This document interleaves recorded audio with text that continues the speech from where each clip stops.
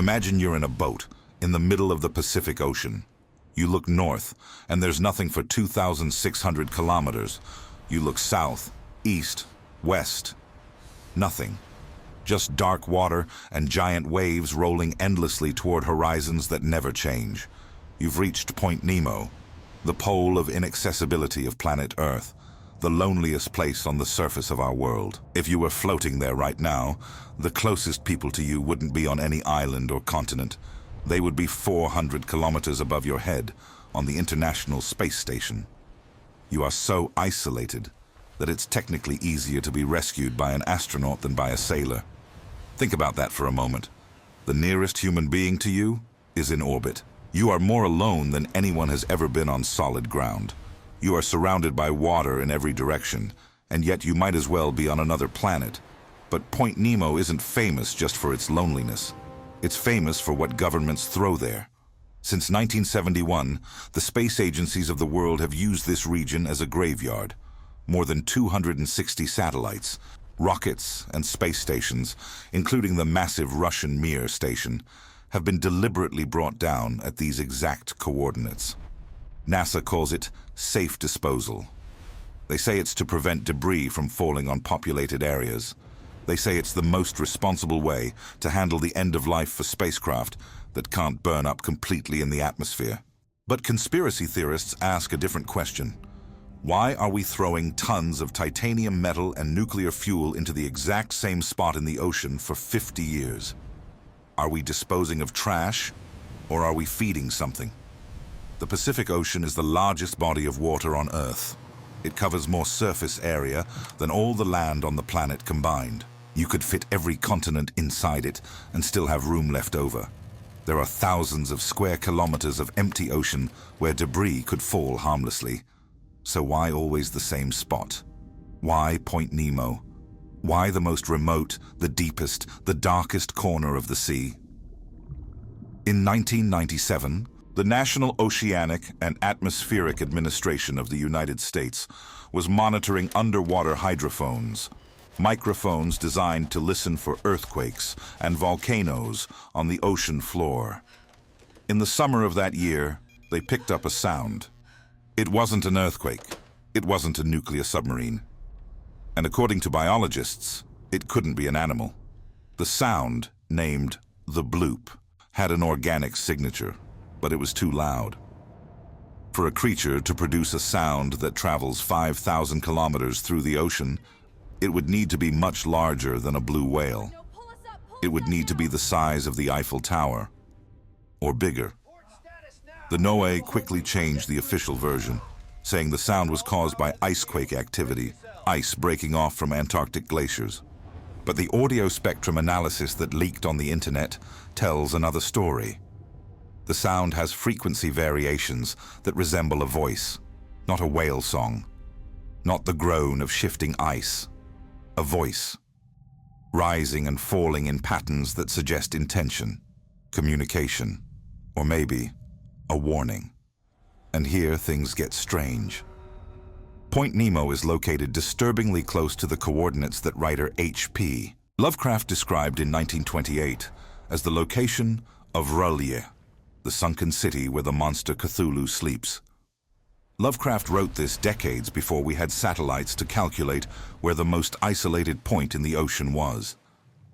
He described a place in the South Pacific, far from any shipping lane, where the geometry of the underwater mountains was wrong, where the angles didn't make sense, where something ancient waited beneath the waves. Coincidence? Maybe. Or maybe Lovecraft, like many writers of cosmic horror, understood something that science was only beginning to discover. That the ocean isn't empty. That the deep places of the world hold things we're not ready to meet. Today, Point Nemo continues to be an exclusion zone. Commercial ships avoid the route. It adds days to their journey, but they do it anyway. Planes don't fly over it. There are no research stations nearby, no oil rigs, no fishing fleets. Just open water, and every few years, a fireball screaming down from space, carrying the remains of humanity's reach for the stars, crashing into the same spot. Always the same spot. What happens when the hot metal touches the freezing water? What lives in those abyssal trenches where the pressure would crush a military tank like a soda can?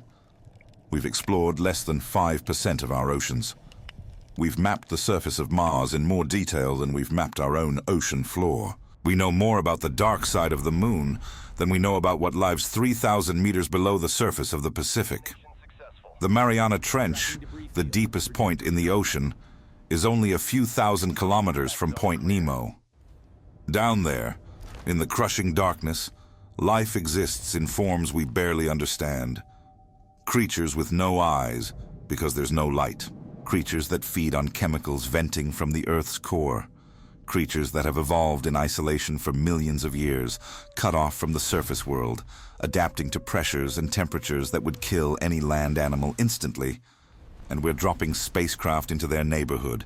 Hundreds of tons of metal, fuel, electronics, and in some cases, radioactive materials. The Mir space station alone weighed over 100 tons. When it hit the water in 2001, it created an impact that registered on seismographs around the Pacific Rim. Imagine what that sounded like underwater. Imagine what heard it. Some researchers have suggested that the deep ocean trenches aren't just home to strange fish and bacteria. They've suggested that the pressure and isolation down there could preserve things, ancient things, things that sank long before human civilization began. Ships from cultures we don't remember. Structures from cities that existed when the sea level was lower, before the Ice Age ended and the oceans rose. And maybe, just maybe, things that were never human to begin with. The bloop was recorded in 1997, but it wasn't the only unexplained sound. There have been others. Julia in 1999. Slow Down in 1997. Upsweep, which has been recorded continuously since 1991 and still hasn't been explained. All of them coming from the same general region of the South Pacific. All of them too loud, too strange, too organic to be easily dismissed. The official explanations always involve ice or geology. But the pattern is clear. Something in that part of the ocean makes noise. Something big. Something that doesn't want to be found, but can't stay completely silent. Maybe Point Nemo is the front door of our house that we decided to lock and throw away the key. Because we know that if we open it, what's down there might decide to come up. Maybe the spacecraft we dropped there aren't just trash. Maybe they're offerings, a way to keep something satisfied, a way to say, stay down there. We'll keep feeding you metal and fire, just stay in the deep. Or maybe we're studying it. Maybe every time a spacecraft crashes into Point Nemo, there are sensors on board, cameras, instruments designed to record what happens in those final seconds before the water closes over the wreckage. Maybe NASA knows exactly what's down there, and maybe that's why they keep going back. The ocean is patient.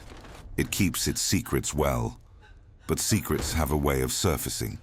The pressure changes, the currents shift. And one day, something that was supposed to stay buried might decide it's time to rise. And when that happens, we'll finally understand why Point Nemo was never about disposal. It was about containment. So the next time you see a news report about a satellite being safely deorbited into the Pacific, ask yourself, safe for who? For us? Or for whatever is waiting at the bottom in the cold and the dark, listening to the thunder of falling stars? The displacement is massive. We've lost contact with the deep buoy array. It's breaking containment. All hands, battle stations.